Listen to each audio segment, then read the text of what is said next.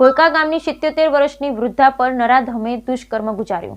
સુરેન્દ્રનગર જિલ્લામાં કાયદો અને વ્યવસ્થાની પરિસ્થિતિ સતત કથળતી જોઈ રહી છે। ફાયરિંગ, મારામારી, જૂથ અથડામણ અને હત્યાના બનાવો સાથે હવે બળાત્કારના બનાવ પણ વધી રહ્યા છે। સુરેન્દ્રનગર જિલ્લાના લીંબડી તાલુકાના ભોયકા ગામે 77 વર્ષના વૃદ્ધા પર બળાત્કારની ઘટના બની છે। 10 દિવસ પહેલા જ વૃદ્ધા પોતાના દીકરી જામનગર રહેતી હતી, ત્યાંથી પોતાના વતન ભોયકા ગામે ઘરે આવ્યા હતા। બળાત્કાર કરનાર શખ્સ પહેલા વૃદ્ધાના ઘરના નળિયા દૂર કરી ઘરમાં ઉતર્યો હતો અને પહેલા નાણાંની માંગણી કરી હતી અને ત્યારબાદ તેમના પર બળાત્કાર કરી ફરાર થઈ ગયો હતો। હાલમાં વૃદ્ધાને સુરેન્દ્રનગર સિવિલ હોસ્પિટલ ખાતે સારવાર માટે લાવવામાં આવે છે। ઘટનાને પગલે ડીવાયએસપી સહિતનો સ્ટાફ હાલ આ અંગે કામે લાગ્યો છે। આ ઘટનામાં તાત્કાલિક તપાસના આદેશ આપવામાં આવ્યા, પરંતુ અજાણ્યા ઈસમ દ્વારા ઘરના નળિયા ખોલી ઘરમાં સૂતેલા આ વૃદ્ધા પર દુષ્કર્મ ગુજારતા પરિવાર પણ શોકની લાગણી વ્યાપી જવા પામી છે। જામનગરથી તેમની દીકરી સહિતનો પરિવાર સુરેન્દ્રનગર સિવિલ હોસ્પિટલ પહોંચ્યો અને ન્યાયની માંગણી કરવામાં આવી રહી છે। વૃદ્ધાની હાલત ગંભીર હોવાનું સામે આવ્યું છે।